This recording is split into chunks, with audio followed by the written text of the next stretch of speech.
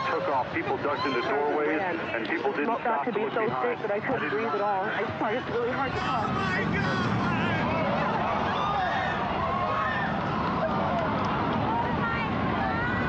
They're both down now. It's just a huge cloud of smoke.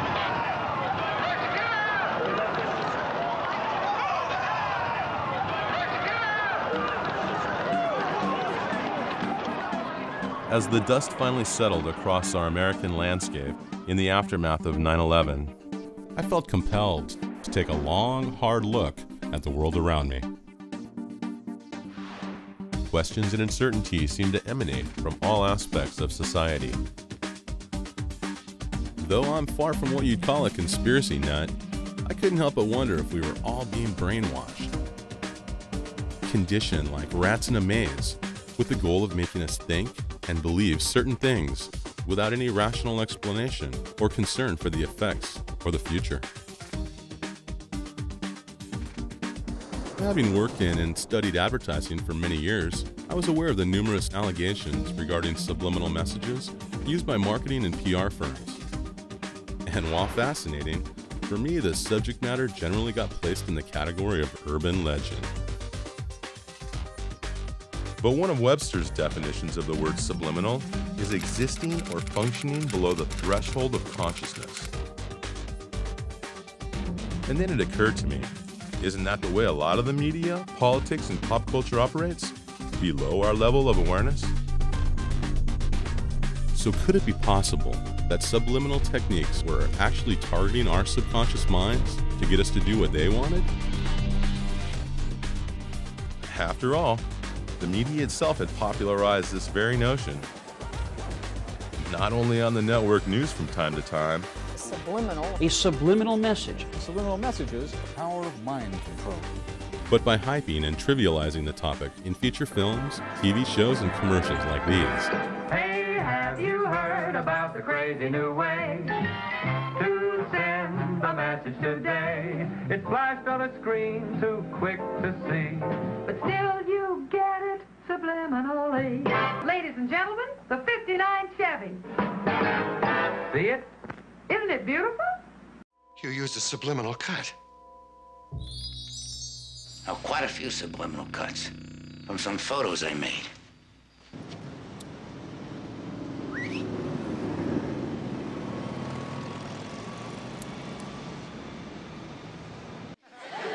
Okay, class, today we are going to talk about subliminal advertising. What's that? Scully, are you familiar with subliminal messages?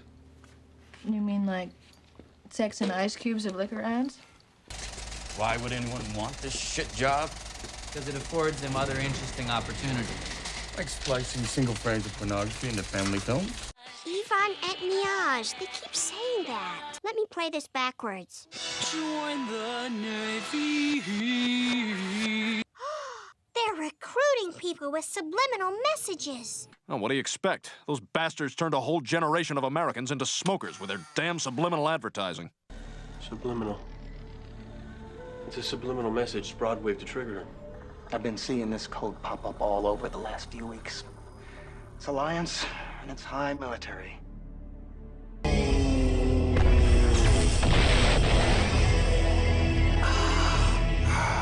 Subliminal advertising complete. See what I mean? The topic of subliminals came up again and again. But could such techniques really be contributing to a variety of social, political, and economic problems currently present in our culture, such as obesity, anorexia, and other eating disorders? The ongoing war on terror. And what about the ever-increasing amounts of debt that has tightened its grip on a growing percentage of the population?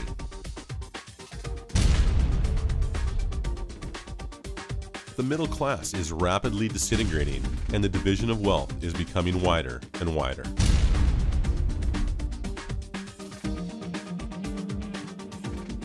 Nevertheless, even leading up to the current economic recession, our rates of consumption have not slackened.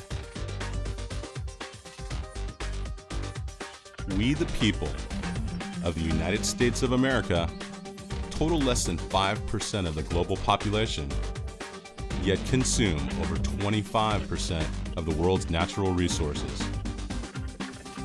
Is it possible that subliminal messages and other subconscious techniques have actually been programming the nation? I decided to find out for myself. Now you be the judge.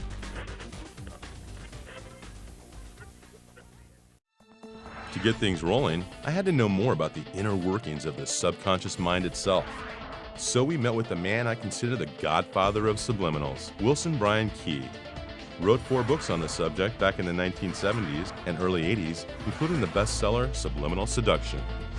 If you look at something, smell something, hear something, it's going into your brain at the speed of light almost, and all being retained. Now what comes out in terms of cognitive or conscious perception is very limited bits and pieces of this. One of the earliest acknowledgments of the unconscious process appears in some of Aristotle's writing, which goes back a good bit. Sigmund Freud was the first person to coherently probe the existence of the unconscious and postulate that people have a lot of emotions and drives that they're not aware of. Freud's theories were, at the time, very controversial. Because he was telling people, in a sense, things they didn't really want to know about. Freud used a number of techniques to determine what their unconscious conflicts were, and one of those that he was very involved with was interpreting their dreams. He felt that when people were sleeping, the barrier between the unconscious and the conscious relaxed, and the people actually experienced in the dream state their true unconscious motivations. Freud wrote an interesting book on the uses of these things socially, and he warned these are dangerous toys to play with because we don't understand them, we're not likely to understand them, and they're capable of triggering off pathological response. You know, it really started in America with Ed Bernays, who imported and used some of Freud's psychoanalytic theories to give people in their consumer choices substitutes for sort of primal urges. In his book, Propaganda, he said it was the duty of marketing people to lead an otherwise unleadable, irrational, free people to making a consensus or a decision that was a responsible decision. And so we had a marketing philosophy that was inherently about manipulating and motivating a public. In times like these, most men become highly suggestible. They listen eagerly for any voice which sounds authoritative. They listen eagerly for anyone who can tell them what is wrong and what to do to right it. And the best way to sell is to find an access to the subconscious. So you're not just presenting a product or a picture or a celebrity in film. You're making that accessible to the unconscious processes of millions of people.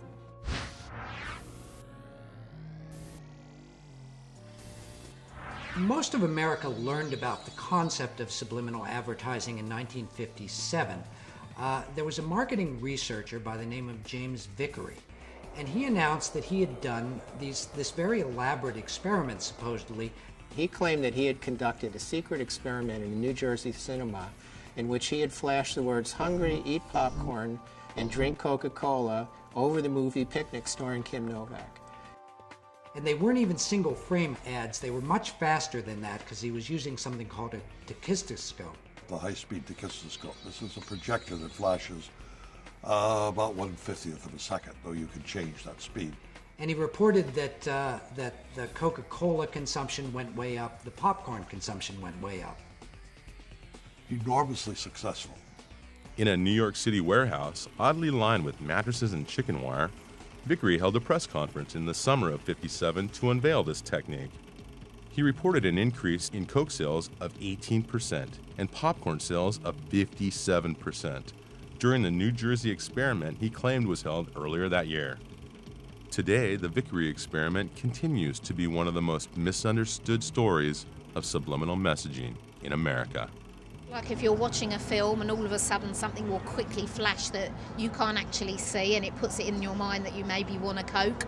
In the 50s, you know, like when movies started turning out, they used to put, you used to go to movies, used to put the little popcorn thing, right, subliminally there. And I've heard that they do that in like movies, like buy Coke is like flashed on the screen when it's right before the movie starts.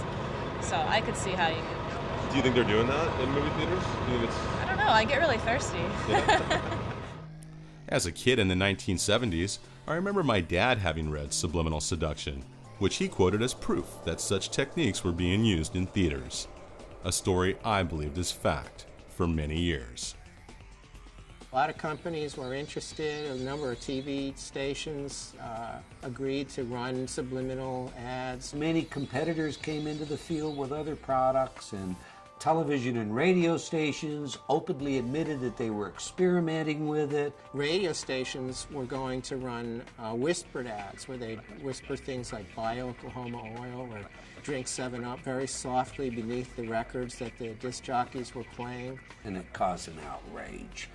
The public got very nervous and very excited about it. There were all sorts of editorials against this. Congress decided that they would have to hold hearings on this.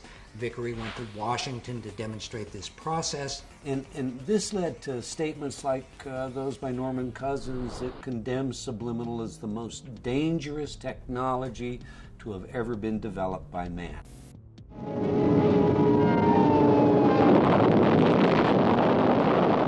Networks rather quickly decided that it was in their interest to prevent Congress from acting, so they formed this National Association of Broadcasters, and they all agreed that they would not allow subliminal advertising. And they took the position that it didn't work. They tried to calm the public's anxieties by insisting that it wasn't effective. Vickery dropped out of the consulting business and kind of retired. And as he later admitted, this was all basically a scam. The experiment that he said he'd done, he hadn't really done.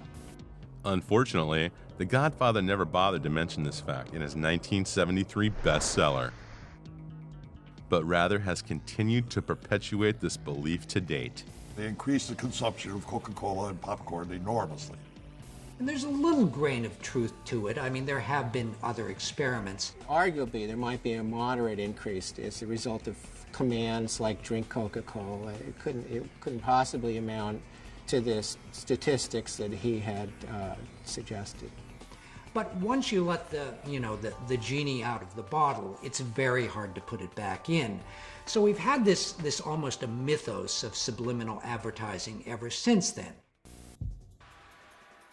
Although the Vickery experiment seemed to be closer to folklore than fact, there's no denying the enormous amount of additional research that it spawned in this field. So motivational researchers in the 50s developed a variety of electronic equipment that they could measure people's unconscious reactions to. Like one of these was a galvanic skin response where they would measure minute fluctuations in the amount of sweat on your skin, which was related to your state of anxiety, or also a heartbeat, or they had special cameras in supermarkets that would measure the dilation of the pupils that would indicate how interested a person was in a product. I looked into the numerous studies published in scientific journals since the late 1950s and found that the majority showed evidence of our mind's ability to register subliminal perception. The advent of new technology, positron emission tomography, enhanced magnetic resonance imaging, etc., and we're seeing a whole lot of new research come out, shows us what areas of the brain are excited by subliminal stimulation. Kilborn and Associates in the mid-'80s did a fascinating experiment where they took two actual advertisements that they believed contained subliminal impacts that they had found on their own. And one of them was a Marlboro ad, which showed guys on a horseback driving through the range with big rocks around them. And one of the rocks, allegedly, had been made to look like an erect phallus. And they hired an artist, and they adulterated the picture and took the phallus out so they would have a control. And then they showed it to people and measured their galvanic skin responses and found out that the picture with the phallus had a greater effect than the picture without the phallus. But to what extent could something we were totally unaware of having seen really affect us?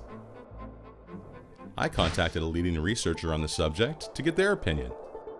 Dr. Howard Chevron is a professor of psychology at the University of Michigan who has spent over 50 years studying the effects of subliminals on the subconscious mind. We were the first to demonstrate that you could detect responses from scalp electrodes where we had a group of words that were clearly negative and words that were clearly positive. And the words are sort of mixed up together and they're presented at 1,000th of a second. So I wanted that to be no nonsense, you know, no question about whether people were aware. At 1,000th of a second, you ain't seen nothing. And the basic finding was that the negative words, when they were presented subliminally, would have a bigger voltage of brain response than did the positive words.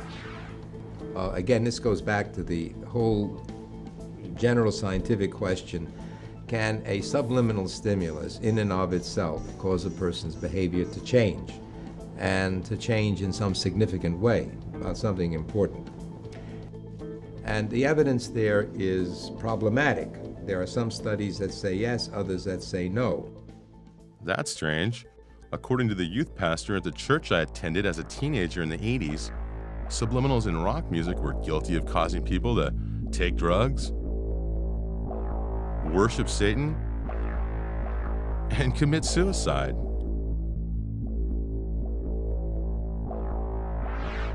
And it all allegedly started with the Beatles. So I headed for the Big Apple to speak with senior editor David Frick, who's been at Rolling Stone magazine for over 25 years. For one thing, they were the biggest group in the world. They had carte blanche at the EMI studios at Abbey Road, and therefore they could pretty much do whatever they wanted. They were also unbelievably curious. In the summer of 1969, a bunch of college radio stations started this rumor that Paul McCartney had died and that for some strange reason the Beatles were keeping this secret. But it got a lot of people listening very carefully to these later Beatles albums. And that's where John Lennon had done all this experimentation. They had an opportunity to do things with music that even their peers frankly couldn't do because they didn't have the time and the money and the cachet. And the Beatles also were experimenting with drugs. At the heart of this was really a thing they found at the end of Strawberry Fields.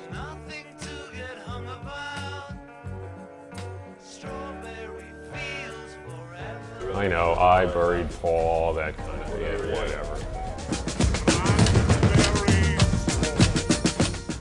Yes, that is manipulation.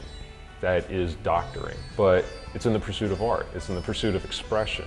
Lennon later told Rolling Stone magazine that what he actually said there was cranberry sauce. So in the recording studio, I had them play this with various filters to make the more legible. And it really does sound like cranberry sauce.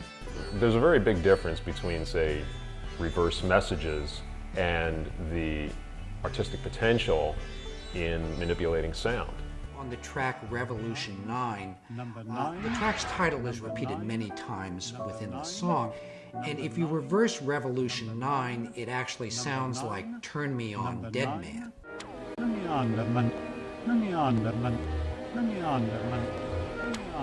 In order to write a lyric that will say one thing forwards and something else backwards, what kind of writer do you have to be?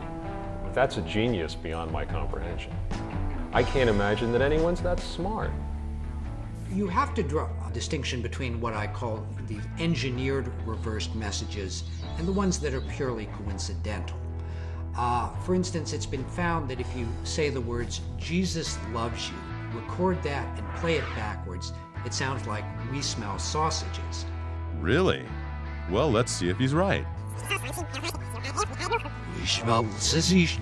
Yeah, it kind of does. What it proves is that our minds have this great pattern-finding ability, and we can really make sense even where there's nonsense there. I would think that the Revolution 9 thing is purely coincidental. I contacted the remaining two of the Fab Four, but both were unavailable for comment. However, one musician that was available to speak with us was lead vocalist Jeff Tate of the platinum-selling rock band Queensryche. As a familiar fan of their music, I figured he'd have something to say on this topic.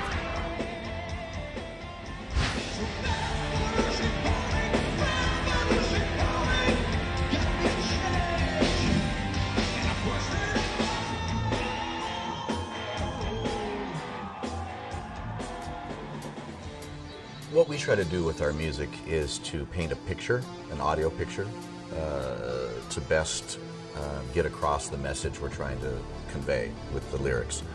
And we use whatever means we can to do that. The first album I remember hearing anything like that on was the Beatles' Sgt. Pepper. That was filled with all kinds of interesting sound collages and spoken word pieces and specialty sounds. You know, some people talk about the dangers of subliminal messages. They talk about that in music, and I think that topic itself is subjective. What is subliminal? It all depends on who's listening. You know, I hear things very clearly in records, you know, that are there because that's my gig. That's what I do. You know, I listen to things very carefully. Other people might think something's subliminal because they've never heard it before. Well, they're just not focused on it. So I think it's all kind of debatable. We'd like to forewarn you to brace yourself because what you are about to see is hardcore truth that much of the mainstream media would like to keep hidden from your eyes. Another person who seemed to know a lot about subliminals in music was Pastor Joe Schimmel of Fight the Good Fight Ministries. He's produced a Christian rockumentary about the messages in popular music called They Sold Their Souls for Rock and Roll. People would be blown away if they realized the subversion that takes place in popular media and that the agendas that lie in back of much of that subversion. One group that he addresses as having contributed to this trend in music was Led Zeppelin, the biggest selling rock band in history. Here we see Robert Plant while singing Stairway to Heaven telling his fans that sometimes words have two meanings as he signs with his hands that they are both forward and backwards. 'Cause you know sometimes words have two meanings. But basically, backwards, and over 25 words backwards straight, it says, here's my sweet Satan. I want to live it backwards like the Zepp, whose power is Satan, and he will give you 666. Rock recording engineer Andy Johns agreed to meet with us to set the record straight on this issue.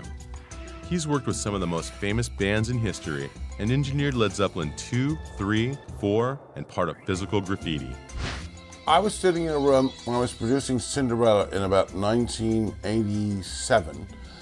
This child who was on methadone started questioning me on this background masking. It's crap. This satanic phenomena goes far beyond the scope of human ingenuity and is demonically inspired.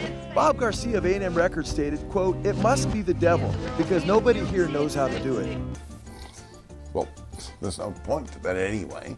And you can make anything up you want if you wish. So I believe personally, deep down, they know what's going on, and they were seducing their fans into, hey, you know, the whole power trip. Backwards masking is rubbish. It never happened. We never did it. That's just a fact. I was there. There's so much evidence out there, but it's under the surface at first, and I think when people begin to see it, hopefully they care enough about truth more so than experience. While the jury was still out on this, I figured one way to reach my own verdict was to conduct a mini experiment with a small group of high school students who were unfamiliar with the alleged satanic messages found in this portion of Zeppelin's Stairway to Heaven, which you now hear. We divided them into 3 groups and had them all listen to the same small section of the song, both forward and backwards. For the first group, we displayed the satanic messages which Schimmel and others have claimed were present when played in reverse.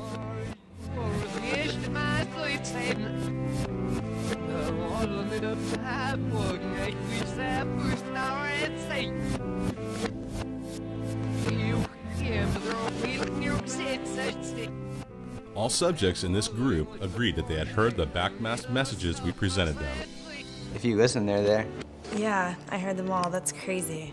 But it was definitely put there on purpose and maybe just for certain people to hear it. For the second group, we displayed lyrics I made up on my own, based on sort of what I thought it sounded like when played backwards.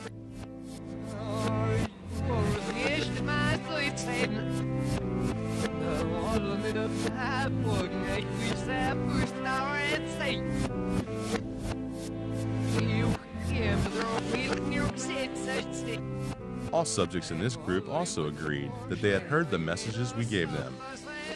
I could definitely hear the words in there. How did someone even find that out? Almost like a conspiracy theory, in my opinion, that's like, oh, there's hidden messages in this. For the third group, we played the section backwards, but provided no lyrics at all, asking the students to simply tell us their own interpretation of what they heard. No one in this group was able to decipher a single word on their own. The only thing I really heard was music. It kind of sounded like it was in a different language. It was kind of scary. I mean, it sounded like it was saying something, but in a different language. So, as Plant seems to indicate in this video, apparently people will hear what they're primed and told to hear. If the band or even the dark forces of evil hid such reverse messages in their music, it appears unlikely that anyone can find them without being told what to look for. You know, if you want to hear Satan talking to you while Stairway to Heaven plays backwards, then that's exactly what you'll hear. You'll find a way to hear it. Mark Mothersbaugh is a founding member and lead singer of the band Devo. In addition, he's also produced music for film, television, and video games. First time in Devo that anybody ever said anything to us about subliminal messages, we'd made this short film, and it was long before MTV. It was called In the Beginning Was the End, The Truth About De-Evolution. And somebody came up to us after we showed the film once, this woman, and she was really mad. She goes, I know what you're doing. I know what you're up to. And we're like, what? What'd you say? And she goes, I know what you're doing. I saw it. I saw on the screen, I saw the word submit and the word obey. And we're like, wow, where'd those go? How'd those get in there? And so we were like, yeah, right. And after that, you know, we were thinking, oh, we got to put subliminal messages in our stuff now. To me, backward masking, you know, and the Beatles and Paula's Dead or any of that kind of stuff, to me that was just all the fun stuff, that if you were a fan, you looked for that kind of stuff and you wanted to find it. The idea of it being dark or malevolent, you know, I think is just kind of paranoid thought on the part of people that already don't like the music. I never really saw anything of harm coming from backward masking. Emergency service. He's on another one. He'll be sitting next door. There's been a double shooting. Okay, whereabouts was the shooting? Right in my backyard. Is anybody hurt? It looks like there's two bodies. I didn't want to go over and look. In what observers call a first-of-its-kind trial, attorneys today told a Nevada court that two troubled young men who shot themselves in 1985 were influenced by subliminal messages in a rock and roll album. The members of the British rock group Judas Priest listened in a Nevada courtroom today as one of their recordings was described as a killer. They heard you have to die to be a hero. And they had played over and over and over again this stained glass album, particularly a song, Better By You, Better Than Me. Now, what had happened is the two at a point had looked at one another and they had chanted, do it, repeatedly, do it, do it, do it. Had taken their father's shotgun, had left, gone to the schoolyard, propped shotgun underneath Belknap's chin, pulled the trigger, killed himself. Vance hesitated, he didn't brace it, it blew the front of his face off. I would like to call certain people murderers. I feel that they murdered Ray. Are there subliminal duets on the Better By You, Better Than Me song? Absolutely not.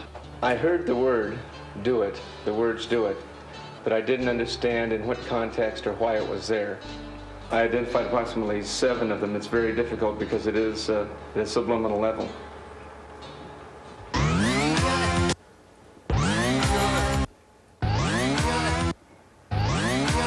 The group, Judas Priest, admitted that they had used subliminal messages on other recordings, just not this one. It is the claim of subliminal messages that propelled this case to trial. Similar lawsuits claiming rock music caused damage have been thrown out of court because lyrics are protected as free expression under the First Amendment. But the judge in this case says subliminal messages are not protected as free speech. What is really on trial here is the whole concept of subliminal persuasion. The courtroom is no place for reveries about the unknown capacities of the human mind.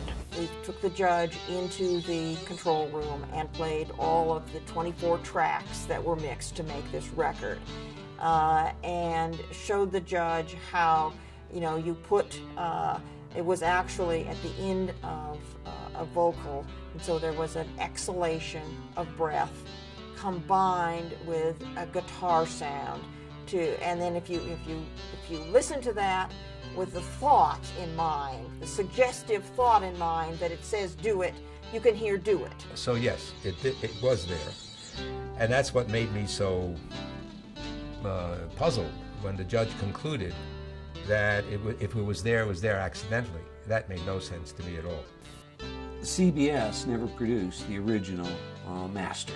The original 24-track master would have been required in order for us to determine whether it had been intentionally placed there or it was indeed a coincidence of sound. And so I argued that it was the straw that broke the camel's back. And the judge decided, look, they had all kinds of reasons to harm themselves, and to make a case for that alone, it didn't hold water. Prosecution have alleged us and tried to paint this picture of drug-crazed Satan worshippers, and nothing could be further than the truth. It's absolutely ridiculous and bizarre.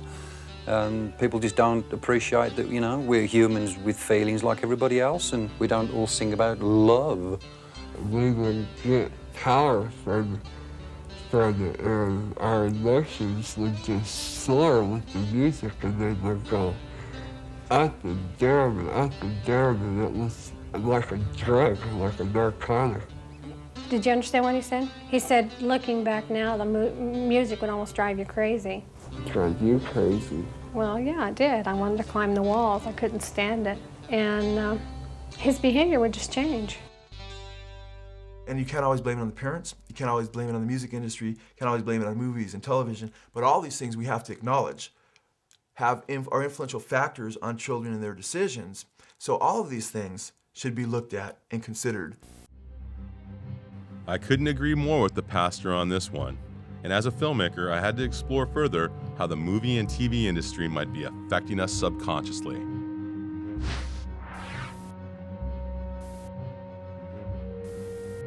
Hitchcock was really intrigued by this whole idea of subliminal effects in movies. In fact, the first time he used it was in a film called Spellbound, which was a black and white movie, but it had one frame that was in color. And it occurs when a character is actually turning a gun on himself to commit suicide. And then when he pulls the trigger, there's a single frame of red. What he had to do was to pay an artist to basically hand tint that one frame in every print of Spellbound. So he obviously took this pretty seriously. Hilton A. Green was assistant director to Alfred Hitchcock from 1956 until he retired, and contributed to such classics as Alfred Hitchcock Presents and Psycho. Oh, I saw him in the editing room where he would cut right down to the frame, just frame by frame where he'd want his cuts. So he took a great deal of time with the editor in what he wanted. When he came to do Psycho, he did something even more elaborate. Towards the end of the film, there's a very slow dissolve to a shot of the police pulling Janet Leigh's car out of the swamp. Well, during that dissolve, Hitchcock superimposes this kind of skull-like face on Tony Perkins' face. So it creates a rather ghoulish effect. And obviously Hitchcock thought that this increased the emotional punch of this particular part of the movie. It's been asserted that Hitchcock may have also added flash frames of words, such as blood, knife, and murder, into the original theatrical version of Psycho to heighten suspense and fear.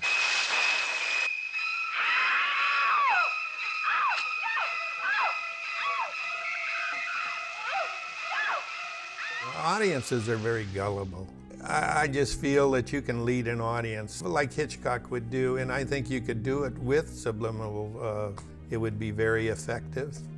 If murder and knife and that sort of thing was intentionally put in, it was done, I wasn't around, it was done when he worked with the writer. Christopher Coppola is a writer, producer, and director who also apprenticed under his grandfather, composer Carmine Coppola, on the film Apocalypse Now. Walter Merchant and Richard Beggs, with some of the electronics in Apocalypse Now, they were always mixing real sounds underneath, sounds that weren't associated with the object to make you feel a certain way, or anything that would heighten a certain fear during the warfare. On top of that desire to be very, very accurate was this desire to go very deep psychologically. I mean, there were any number of tricks or things that happened in the soundtrack of that movie. During the helicopter attack on the village, a wooden trestle bridge is destroyed, and so these wooden timbers their explosions. Also mixed in with that were the sound of bowling pins being struck with a bowling ball.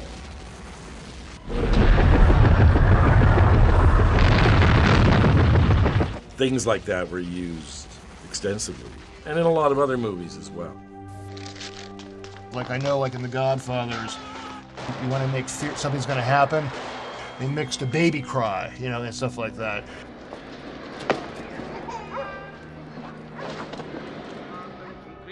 The baby crying is very, very important to pay attention to, because otherwise there's no future. That's why babies' cries are so irritating. You can't ignore it. Satan? I do renounce him. To me, that's creative, and that's tapping into this part of the brain.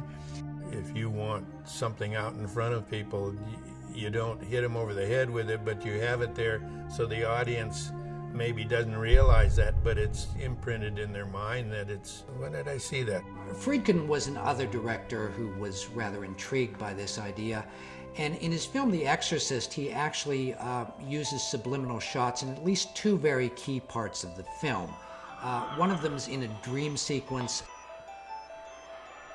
and the other is during the actual exorcism. To tramp underfoot serpents and scorpions, to confront this cruel demon.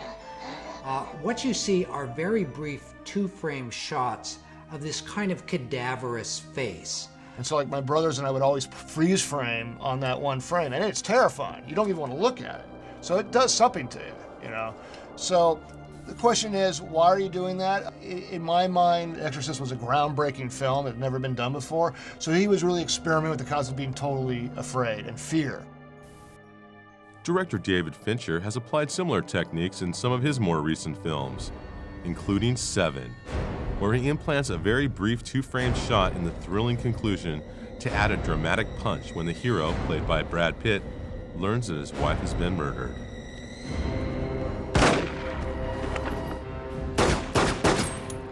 Although you might expect such tactics in films like this, the last place you'd probably expect to find it is in Disney animation. Last June, delegates to the Southern Baptist Convention's annual meeting voted to boycott Walt Disney. They are pushing a Christian bashing, family bashing, pro-homosexual agenda. There was the suggestion that a clergyman became sexually aroused while he was performing a marriage ceremony. The allegedly offending bulge goes by in less than a second. But if you were to slow down a few frames of this scene, you might think the preacher was indeed more than happy to see Ariel. There. Right there, right there, right there. What is it? It is clearly his knee. Everybody knows it's his knee. Not everybody. We ask for a transformation of Disney, or Disney will go down. And what about the numerous claims of hidden sexual imagery in other animated Disney films? such as this phallic symbol in the background of the original movie poster from The Little Mermaid. The letters SEX, formed by flower petals in the night sky of this scene from the theatrical and VHS release of The Lion King.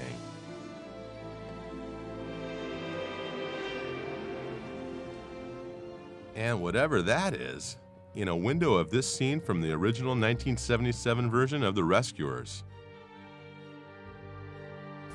Disney has repeatedly denied such allegations. It's just people spending too much time looking for things that aren't there. With the re-release of these films to DVD and Blu-ray, former Disney CEO Michael Eisner is finally right. The hidden images really aren't there, no matter how hard you look, because they've all been sanitized and removed from the newer versions. However, the public scrutiny, bad press, and comedic satire still plague Disney to this day. That's how we can sell sex to little girls. See, if we make the posters with little girls reaching for your junk, then you have to wear purity rings or else Disney Company looks bad. If hidden sexual imagery might be considered subliminal, what about the modern-day epidemic of product placement? We thank you so much for this bountiful harvest of Domino's, KFC, and the always delicious Taco Bell. You can see that the movie star is holding the Pepsi right there, but you're not thinking of it as a commercial, you're thinking of it as a movie. Converse All-Stars, vintage 2004. Don't turn your face up like that. I know you want some. All you gotta do is ask. Even product placement is normally a subliminal thing because you really don't think, hey, that guy's drinking a Coke, but you do see it and it does register in your brain.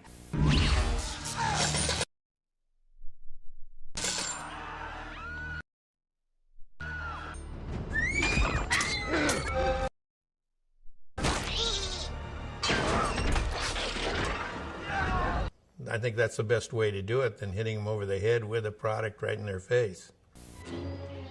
But how successful is the use of product placement in film? Immediately following the release of E.T., Reese's Pieces candy sales rose an estimated 80%. So in some sense, I think you could say even product placements are probably the most successful form of subliminal advertising. I want the perfect food. If movies and TV shows could elicit emotions and sell products through these tactics, what kind of techniques could advertisers be using to get us to consume even more? Imagine all those burgers in your stomach right now.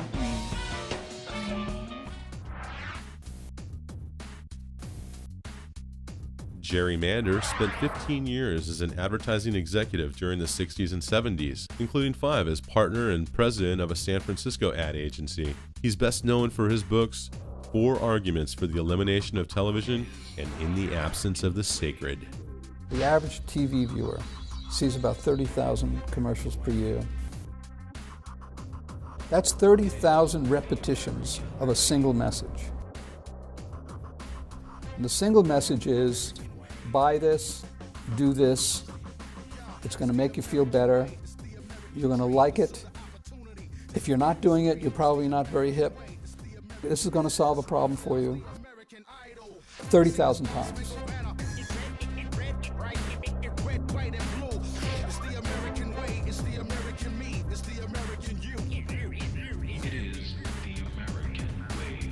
Systemically, advertising works better on people who are lonely and afraid. It's a kind of a form of reverse therapy. You know, you go to a therapist because he wants to resolve your unconscious conflicts and make you feel better about yourself.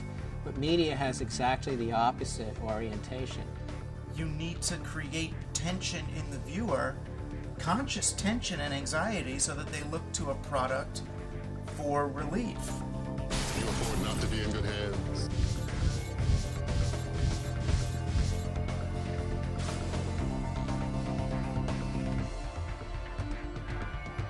If people are happy, they're not going to buy stuff they don't need. There's been memos that have been circulated, you know, where insider advertising executives have said, it's our job to make women feel bad about themselves. We really believe that this is the way a woman should look. This version of some guy's marketing plan that he's set up. They all look at that pretty ad. You know, I like the boobs I'm looking at while I'm up. They don't realize that they're being engineered. We can look at things like anorexia and bulimia, and say, as far as I'm concerned, you can look at that and say this is a media-driven event. Our families are being destroyed. I mean, we've never in the history of humanity been under an assault because we've never had mass media like we do today. With my previous experience as an advertising account sales executive, I felt a personal connection to these issues and wanted to know more. So who better to help me translate this language of mass media than MIT professor of linguistics, Noam Chomsky. As a world-renowned scholar, political activist, media critic, and author, he's written dozens of books, including Manufacturing Consent, Profit Over People, and Failed States. Is the purpose of the television ad to make you an informed consumer making a rational choice? Well, the purpose of the ad is to delude and deceive you with imagery. You'll be uninformed, you'll make an irrational choice. That's what business spends hundreds of billions of dollars a year on. And the last thing they want is markets. What they want is coercion and control. You know, when Goebbels developed a powerful propaganda system in Nazi Germany, they were explicitly borrowing, very explicit, from U.S. commercial propaganda, commercial advertising, to copy these techniques. You know, simple slogans repeated over and over again, appealing to the emotions, I mean, all those ideas which had been worked into practically a science. Anne Simonton was once a top fashion model and has appeared on the cover of Vogue, Glamour, and Sports Illustrated. Today, as founder of Media Watch, she's a leading authority on the effects of mass media. If we don't have any kind of critical analysis, some kind of overreaching way in order to analyze and understand what's being fed to us, how people can be manipulated, people enjoy the manipulation. Advertising is fun. Reality is boring. You take the blue pill, the story ends. You wake up in your bed and believe whatever you want to believe. You take the red pill, you stay in Wonderland. And I show you how deep the rabbit hole goes. All I'm offering is the truth.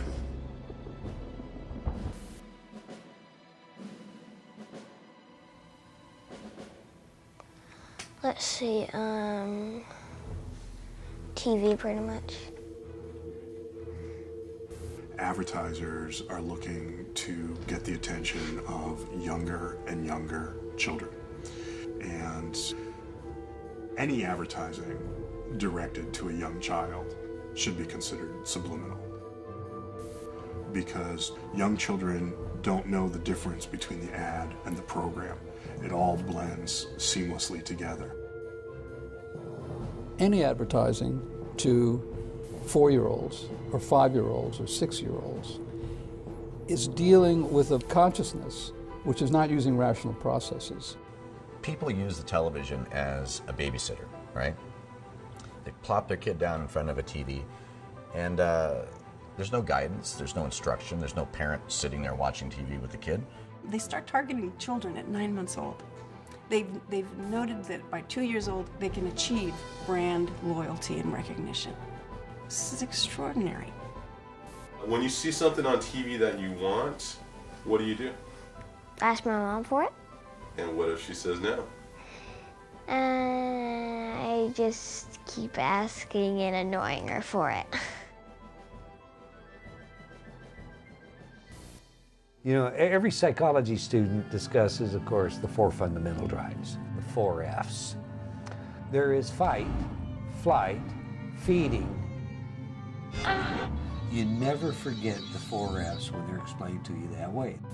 Our society, largely driven in part by advertisers motivating us to consume, we end up with the 5th drive. It's more. More.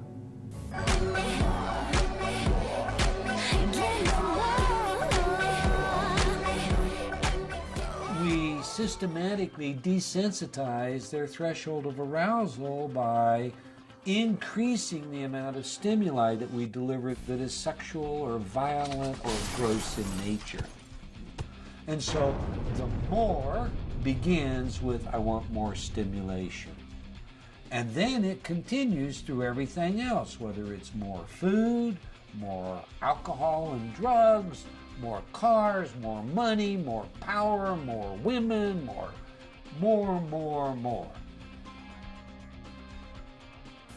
I mean, why are people maxed out on their credit cards and buying things that, you know, who knows if they need them? I mean, consumerism becomes a secular religion where we use certain material goods to fill holes in our souls.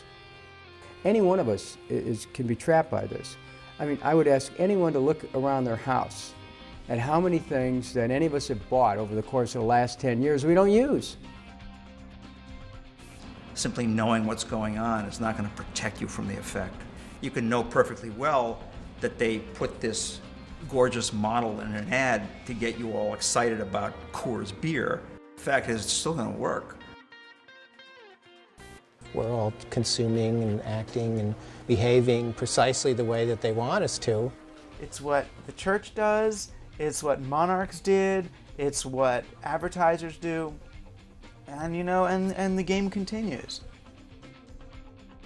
Some are wondering if perhaps there was a subliminal ad, a flash of a commercial product seen on the show. But how deep does the game go? What are the rules? And is subliminal advertising really used to ensure that the house always wins?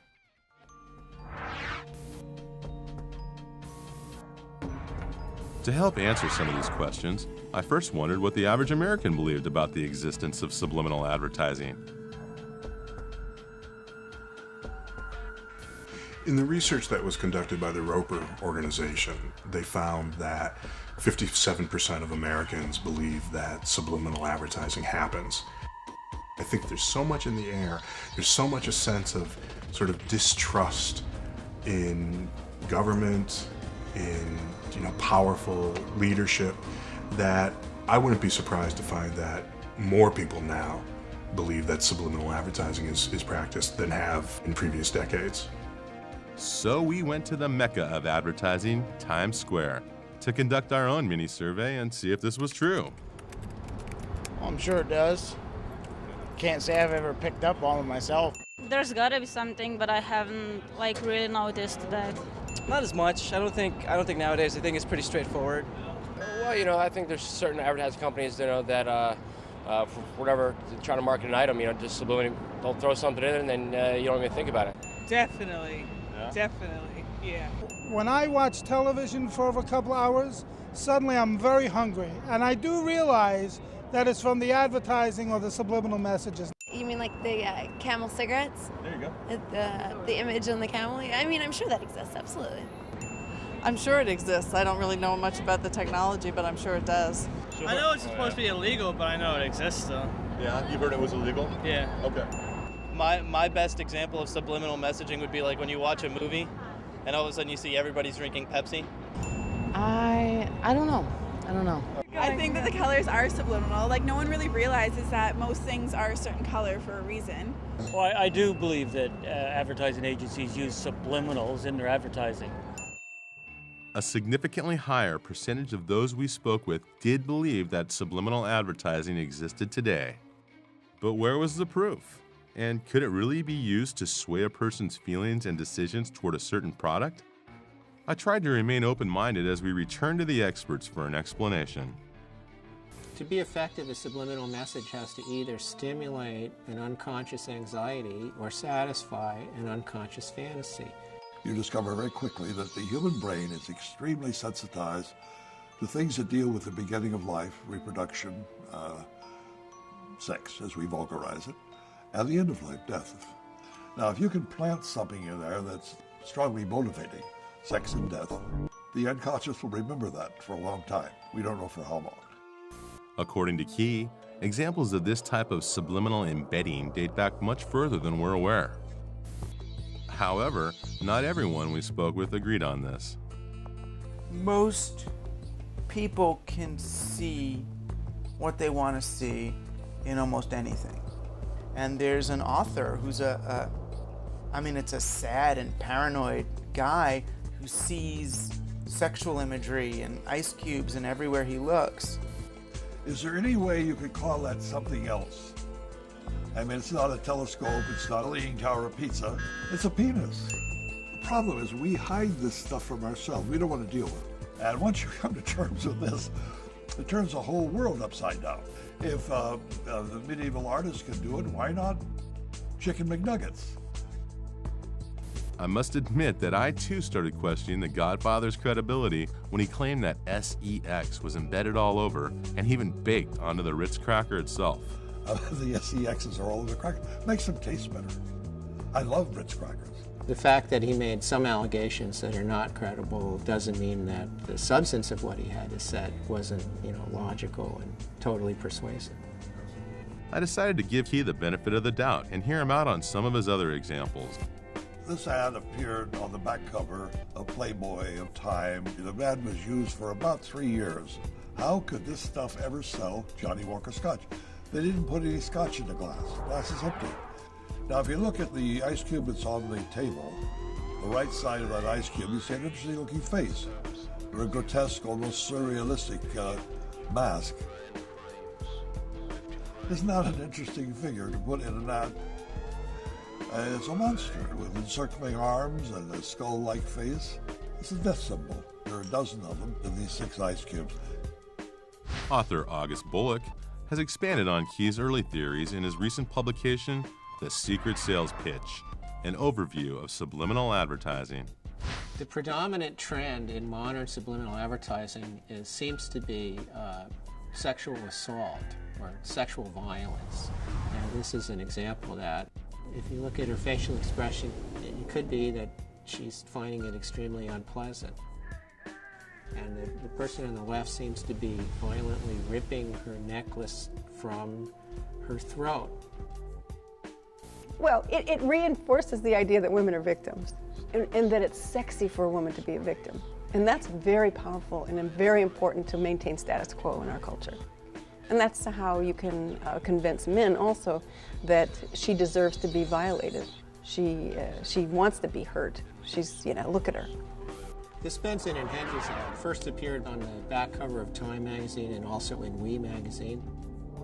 On a conscious level, the ad is promising sexual excitement, but at an unconscious level, it's stimulating sexual anxiety.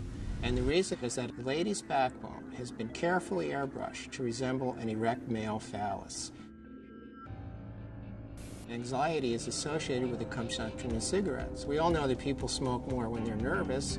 It's totally logical to think that making them nervous induces them to smoke more.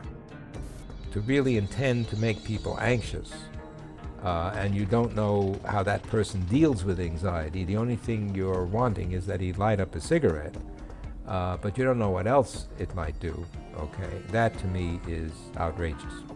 If you're very sensitive to the idea of phalluses, you're going to have a much harder time seeing the phallus in the Benson and Hedges ad than if you're not. And if you're more sensitive to it, it's more likely to have a greater effect on you unconsciously. So in that respect, that they are tapping into something that I think is strong, potentially, and therefore is very worrisome.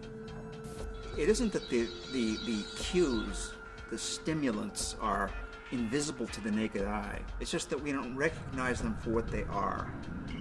So the most notorious example of this would be the Newport cigarette ads, which simply show happy couples frolicking in the green.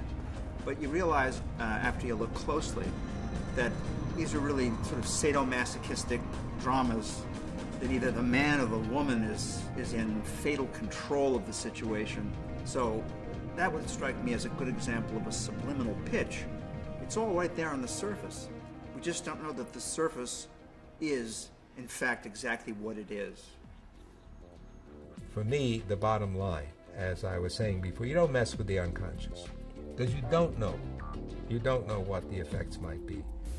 Still, not everyone was so convinced. After spending 5 or 10 years looking for any truth at all in it, I don't see any use of subliminals as they were defined in the 70s.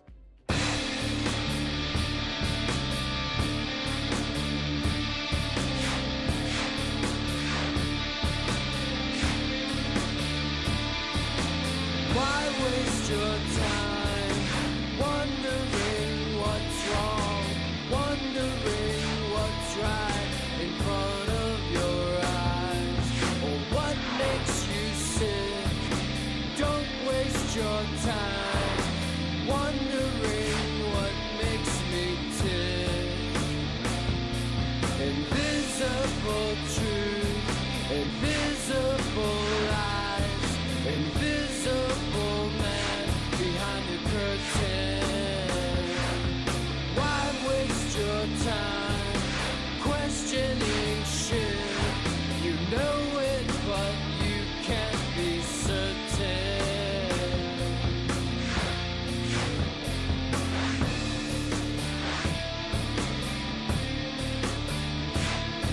Well, sex ain't what I need, but sex gets the job done. It's not like you've been shooting heroin. Buy a new wardrobe, buy a new Audi. Don't wonder where all I've worked inside ad agencies. I've worked side by side with evil people. You know, to see, did anybody anywhere do any of this? And no. Aside from his musical career with Devo, Mark Mothersbaugh is also the founder of Mutato Musica in Los Angeles. They've composed musical ad jingles for dozens of clients, and they're also responsible for over 100 original scores in film, television, and video games. I remember the first commercial I ever did was a Hawaiian Punch commercial. And I remember putting the message, sugar is bad for you. Just, set it in low volume in the background. And everybody in the room's tapping their pencils, and they're all, they're just all these execs and the creative people, and they're all going, yeah, that's Hawaiian Punch, yeah. And they're just like singing the song, and they're just like, and we're looking at each other and we're like, nobody heard it yet. And it was like, sugar is bad for you. Went down on the commercial, and it went out nationally. And we found a whole list of things that we were able to easily put in a commercial and never once got stopped.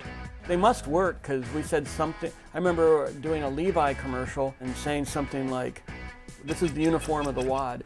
And I don't know, they're all wearing blue jeans now, so it must have worked. It must have helped Levi's out, I guess. I'm sure that if I can put,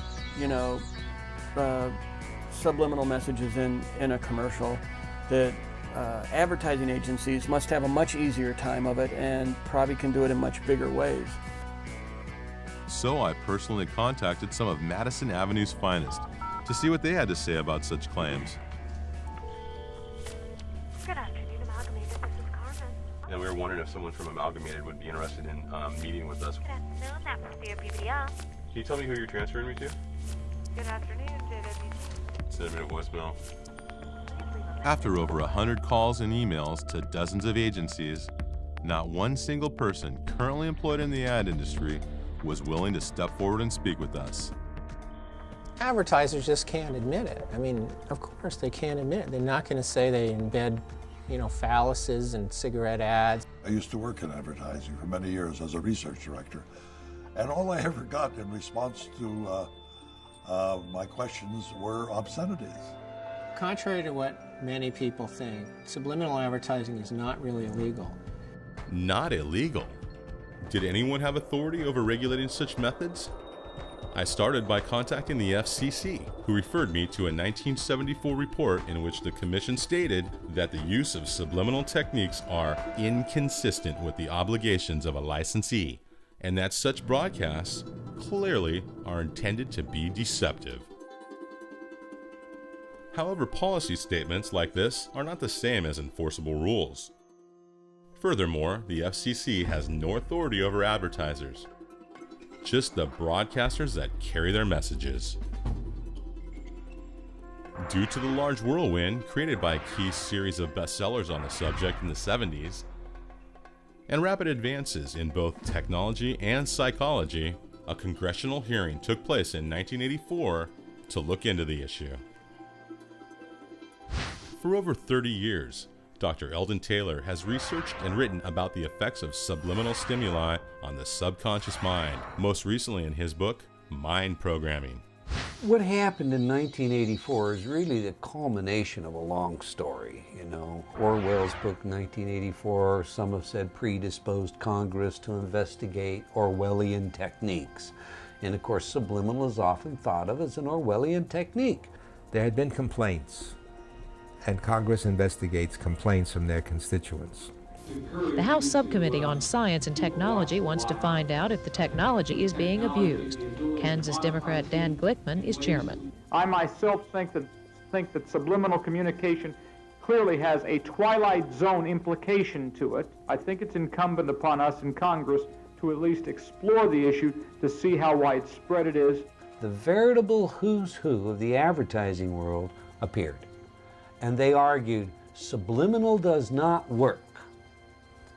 We don't use it, and we don't use it because it doesn't work. University of Michigan's Dr. Howard Chevron called for a moratorium on the technique until further study is completed. Although this may sound like science fiction, we may be on the threshold of invading the individual's perhaps last stronghold of personal privacy, his own inner thoughts. My estimation is that they certainly got sufficient evidence that something along those lines was happening. The conclusion in their report was that it was unlikely to be having the effects that were claimed. The law in Congress did not pass. The laws didn't pass anywhere in any state because of what I believe was a deliberate disinformation campaign designed to make the public feel comfortable. We don't use it, and if we did, it wouldn't work. In front of you is a manual. This manual was sent to me and is a training manual of one of the largest advertising agencies on the planet. And this training manual, in a very sophisticated way, lays out several ad campaigns that have actually run. Major products, how they embedded both taboo imagery, devils and whatnot, and sexual imagery. So, not used, I know that is just flagrantly false. There was a memo, which I have a copy of at home, from the National Association of Advertising Agencies that went out to every advertising agency in the country advising them what to do if I come to town. They said, keep the hell away from this guy. A crazy person writes a book about a fraudulent joke experiment and ends up creating such a stir that an organization is created, the American Association of Advertising Agencies, to dispel the myth. So I contacted the 4A, which is basically just a members-only club of ad agencies that include the most proficient and successful persuaders in the world. I was referred to Vice President of Public Affairs, Kip Chang, and requested an interview to find out about their current stance on subliminal advertising. Unfortunately, after numerous email requests, he refused to meet with me. So, during one of our trips to New York City, we dropped by the Chrysler Building to see if I might be able to persuade him. I'm here to see Kip Chang. From what company? 4A. Surprisingly, Mr. Chang gave me and my cameraman all passes to come up to the 4A lobby. Finally, it looked like we were going to speak with someone from the ad industry. But when we got there... You can't shoot in this building. The fact that you won't meet with me. You guys out. I will talk to you. Okay. After kicking my crew out, he took me into his office and lectured me for about 10 minutes on why it was wrong to do such a documentary. He also explained that he could help me if he wanted, but that he wasn't going to. To this day, I still don't understand why Mr. Chang let us up there in the first place. I also couldn't help but wonder if there was something he was trying to hide.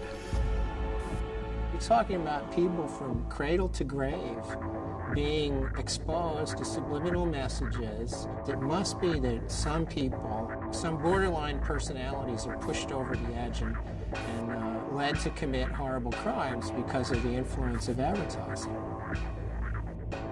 There is loose in their test people like me today whose dangerous impulses are being fueled day in and day out, by violence in the media in its various forms, particularly sexualized violence.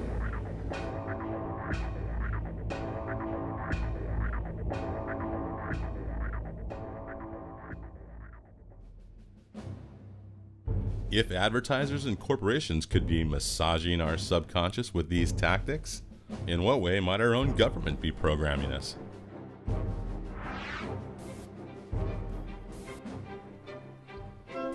In the 2000 presidential campaign, George Bush ran an attack ad against his opponent, Al Gore. The Bush prescription plan, seniors choose. And at the end of the ad, it said, bureaucrats decide.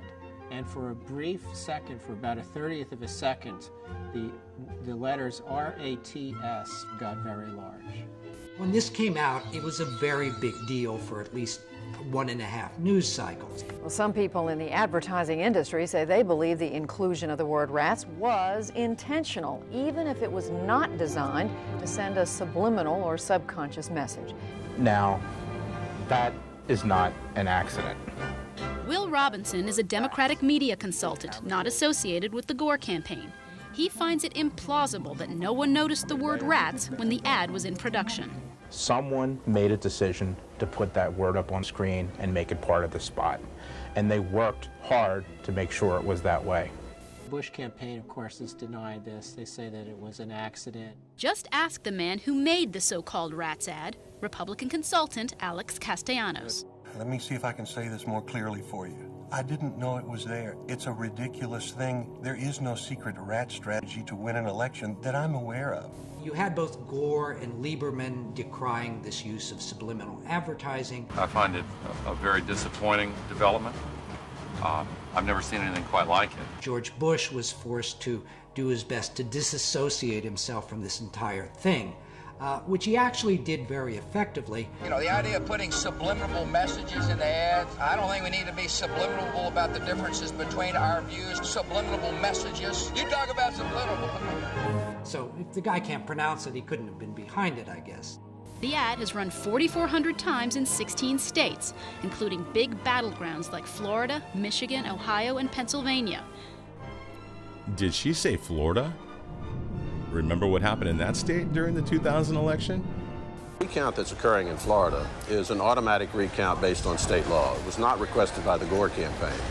Until these guys on the Supreme Court halted the Florida recount. And tonight, for the sake of our unity as a people which and led to the strength of this, our democracy, I offer my concession. And ultimately to this. I, George Walker Bush, do solemnly swear. But could such techniques really affect an election?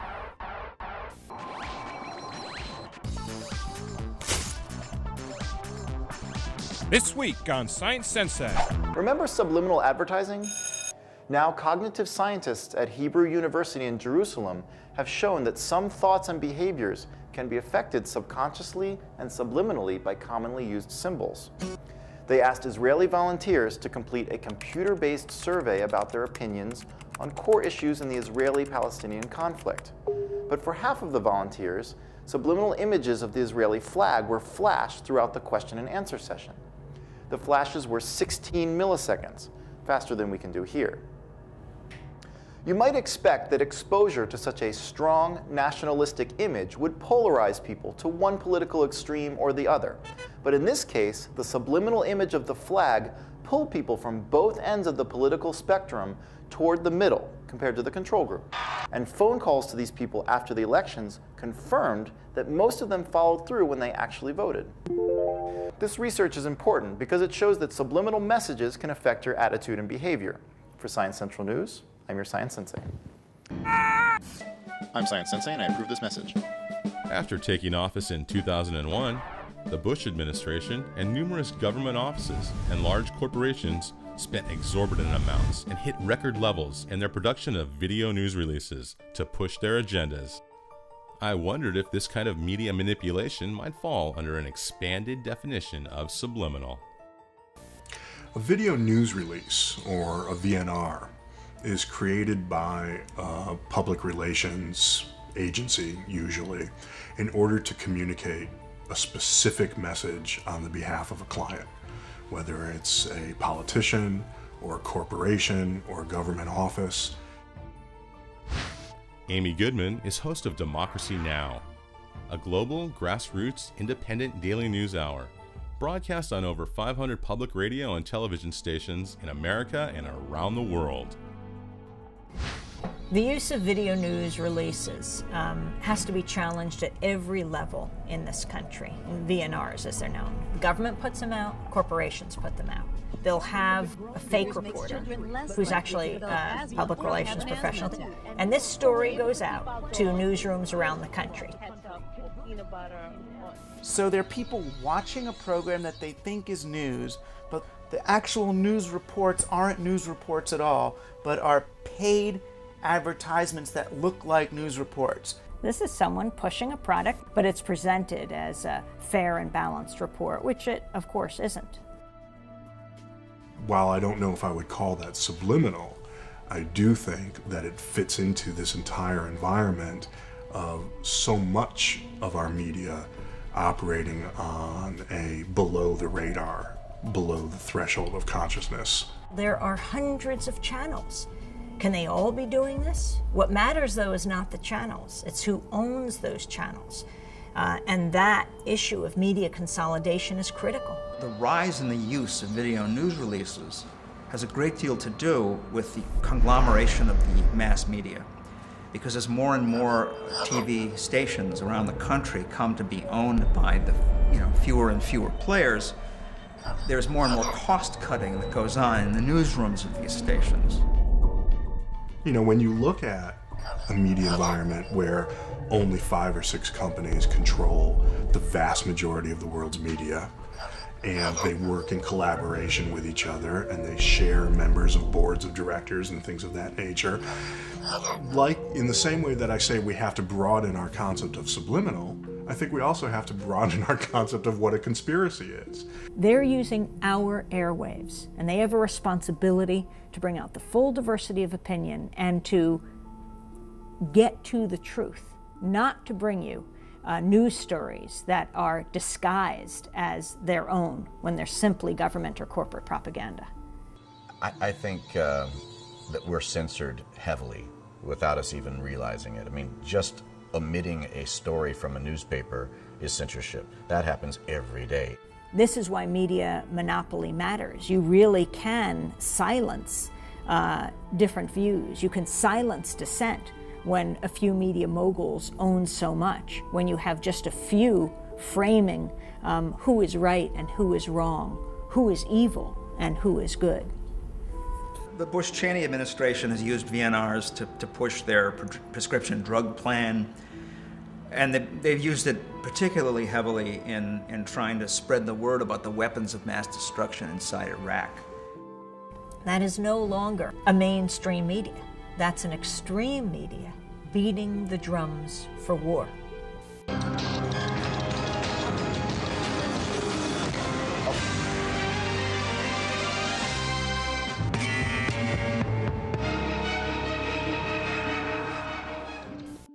It was time to head to our nation's capital to speak with some government officials about this type of media manipulation. The campaign has been one of disinformation and misinformation. The war in Iraq was based on lies. That's generally accepted. It's interesting there's been no consequences. This administration has sunk to the lowest level to use media and to use certain forms of it to deceive a nation. Iraq's weapons of mass destruction. A clear threat to the United States. There's dozens of ballistic missiles. It has sponsored and sheltered terrorists. Paying suicide bombers. Weapons are equally true. Biological weapons, including anthrax and botulism toxin. Biological and chemical agent to kill millions of people. I remember the Secretary of State saying we have to take the war to them before they bring it to us. It simply makes no sense to wait any longer. Take action before it's too late. Delay in decision and inaction could lead to a massive and sudden horror. But there should be criminal implications for this kind of behavior. I think it's both subliminal and definitely very obvious. I mean, you have in the lead up to protests the alert levels going up, people being afraid. What does fear do to a people? Number one, it blocks their thinking. And if you continue to drum away that we're in danger of being attacked all the time, then people do not broaden their thoughts. It's our responsibility as journalists to let the public know who is paid by what corporation, or if they're representing the government. Otherwise, it's unforgivable. The media is our lens on the world, and it is absolutely critical we trust that media. Because ultimately, when people are terrorized, when people are targeted, when people are marginalized, that does not make any of us safer. Peace, not war, is our natural condition. Those who would bid us to war must be challenged.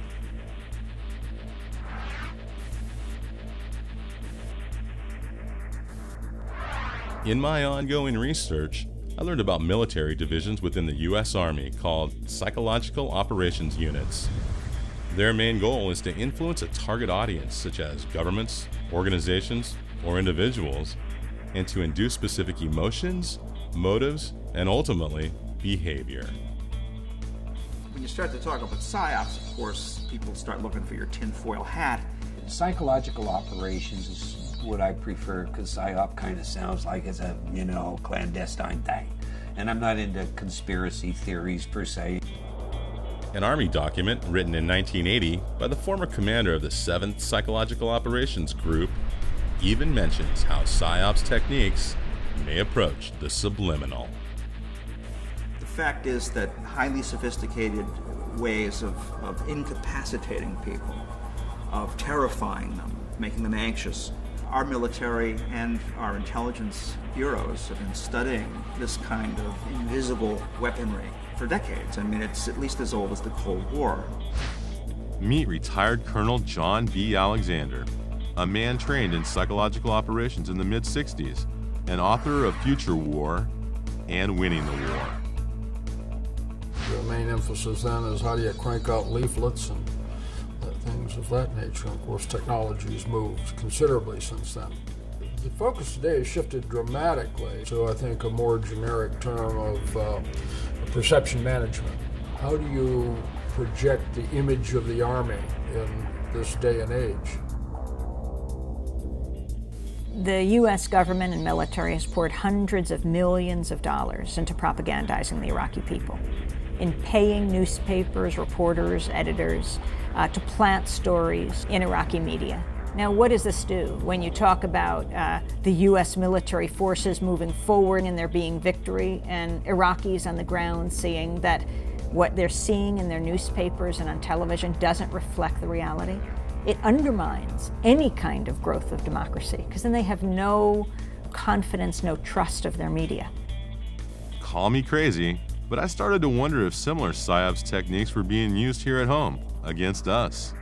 In this country, we have a law, the Smith-Mundt Act, against propagandizing our own population. It goes back to the Nazis in World War II, and we saw the dangers of that. It's all justified by saying, no, it's giving information to other countries. But Donald Rumsfeld has made it pretty clear that the success will be when it blows back.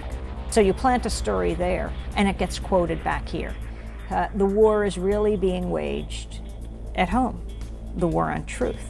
In today's day and age, as we know, information is global and instantaneous, so the ability to keep information out of American hands is extremely difficult.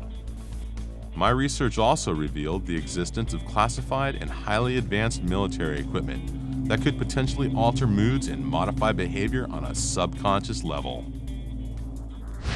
Another expert in this field is Dr. Nick Begich, Executive Director of the Lay Institute on Technology. He's written several books on the subject, including Controlling the Human Mind and Angels Don't Play This Harp. The Gulf War was interesting, the first Gulf War in the early 90s when the whole war was taking place. We were asked often, are there new systems being used here? Because the way in which one of the largest armies in the world, essentially gave up. I mean, it was like children in an elementary school on their first fire drill, running out of the bunkers and surrendering. And from my perspective, it looked like one of these technologies for influencing behavior had been applied, and it was the Scottish media after the war that reported on Project Solo. But now we have very sophisticated systems like Commando Solo, C-130, that's basically an airborne television radio station that circles the area, broadcasting the message directly in that you want to have the enemy receive. But one of the other things they do is they piggyback signals on other carriers. In other words, the broadcasts already going on in the area. In other words, the Muslim music and prayers that all of these troops were listening to every day, they would piggyback a signal on that would create anxiety and fear as an emotional state. I asked the colonel if there was any truth to these claims of new technologies applied during Desert Storm. Not that I'm aware of. To disclose these technologies, this changes everything. One of the finest articles on the subject is an article called "The Mind Has No Firewalls." And if you look at it, it is a fine explanation of all of the various ways to carry a signal in that would influence human behavior at a distance. Whether you use TV, radio, electrical grids, the internet, all of these things can be effectively used and have been demonstrated. These technologies that we're talking about today, because the American public wouldn't accept them, because the American public would see them as a violation of the Constitution, the only way they could be introduced is an environment of fear. And what environment do we have today? You know, this is an Occam issue, Occam's razor. The simplistic stuff works. Then why did the government and military conduct secret experiments on the general public with projects like MK Ultra in the 50s and 60s? But the idea first was they looked at chemical means, telepathy, LSD, all of the psychoactive drugs to see what would happen. They also started to look at electromagnetic means, even as early as that, to manipulate behavior. Eventually, it came out on the President's Commission on the CIA activities within the United States that eventually showed that the CIA had been involved and the FBI involved and other agencies involved in mind control techniques being applied against American citizens without consent. And MK Ultra was a part of that. And what about the FBI techniques used against David Koresh and the Branch Davidians at the standoff in Waco back in 1993? And in what may be the weirdest turn of events so far, the loudspeakers also pumped out Tibetan monastery chants at steadily increasing volume aimed straight at rock fan Koresh's sanctuary.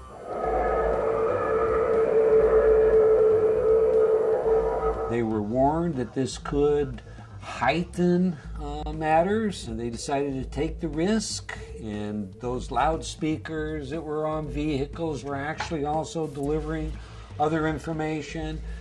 Now we're talking about words and specific voices that people would recognize on a subliminal level that they would not consciously be aware of. They tried a number of things. We know that they tried the sounds of killing rabbits and things of that nature that are supposed to be, you know, intuitively abhorrent. Noise that would affect you on a fear level, to create fear and anxiety.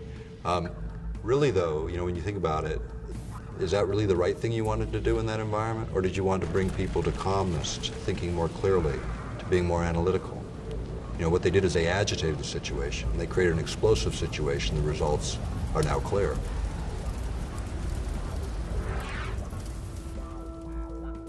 The simplistic stuff works.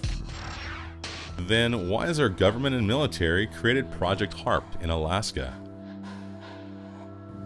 HARP is the High-Frequency Active Auroral Research Project. It was originally a joint effort of the Air Force and Navy. It's now run by DARPA. It's just dropped a little bit in terms of classification, but it has multiple possibilities and lots of effects. They just finished upgrading it from 48 antenna to 180. The thing about HARP is an instrument designed to do exactly what Persinger was talking about, which is this idea of modulating the ionosphere in a way that can be used for weapons applications. Why we're concerned about it is earth-penetrating tomography. And earth-penetrating tomography in plain language or by analogy would be like X-raying the Earth. It's not using X-rays, of course, but it's the same concept. predominantly has to do with communications because of our long-range communications. We use, bouncing the signal off and down. What are the effects of bouncing a wave like that off of the ionosphere, do you think? Probably very minimal. It probably goes up and mostly goes down. It's like punching the ionosphere, and every punch of high frequency causes the ionosphere to vibrate in harmony. That it converts the ionosphere from direct current to alternating current, and then it behaves as a giant broadcast antenna, pumping the signal back to the Earth in the ELF range. According to the PSYOPs Mind War document mentioned earlier, the effects of ELF, or extremely low frequency waves, on the human body has been connected to both physiological disorders and emotional distortion. Infrasound vibration up to 20 Hertz can subliminally influence brain activity, inclining an audience toward everything from alertness to passivity, and could be used in conjunction with media broadcast as well. In the case of ELF, where you have these very low pulsed signals, you get what's called a frequency following response, an FFR in the literature, or brain entrainment is often referred to it in that way. And this is where the brain actually locks onto these external signals, even these very, very subtle signals.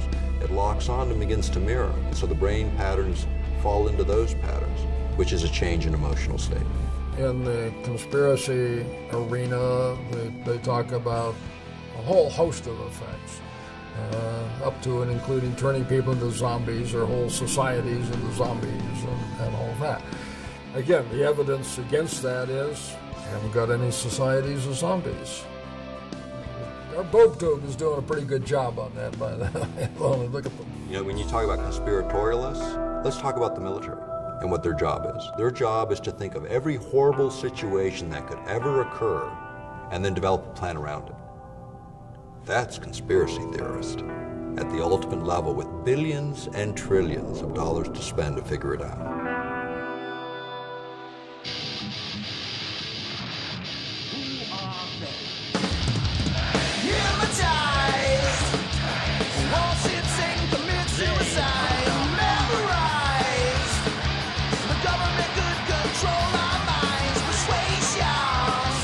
Propagandists will go to any lengths to influence people's opinion, including murders, right?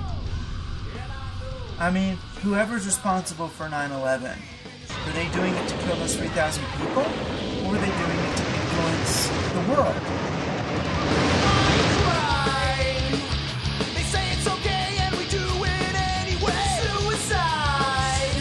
They want people to follow orders, push buttons, stand in line. They're afraid to death of the rogue mentality.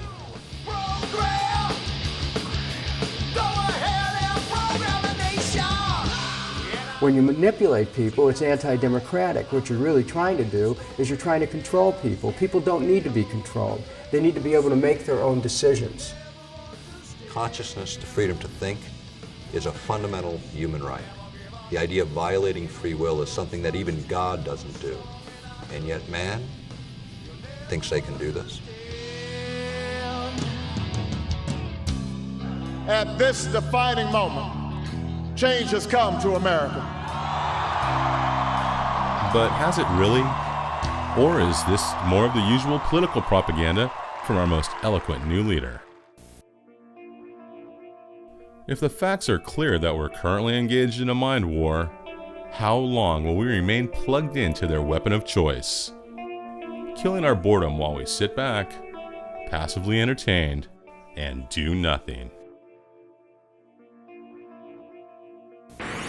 Baghdad, 3,000. What can we do? Lives have glamour. I am the queen of opulence. This is mass madness, you maniacs! In God's name, you people are the real thing. We are the illusion. So turn off your television sets. Turn them off now. Turn them off right now. Turn them off and leave them off. Turn them off right in the middle of the sentence. But in today's society where media saturation permeates far beyond the television, is that really enough? If enough of us were to rise above our subconscious to a greater level of awareness and collectively united by tuning out and turning off, Can you imagine the mass movement that would take place? Remember the last time something like that happened? I have a dream today. Ask not what America will do for you, but what together we can do for the freedom of man. You've got to put your bodies upon the gears and upon the wheels, upon the levers, upon all the apparatus, and you've got to make it stop. And you've got to indicate to the people who run it, to the people who own it, that unless you're free, the machine will be prevented from working at all. If we can get a critical mass of people thinking a direction, it will influence and change the rest of the world. This collective mind, this mind field, tend to lead me to believe that that might be the greatest hope man has. But until then, for me, it's no longer a question of if, but to what extent the government, mass media, and advertisers have succeeded in programming the nation, and how far they might go if left unchecked and in control.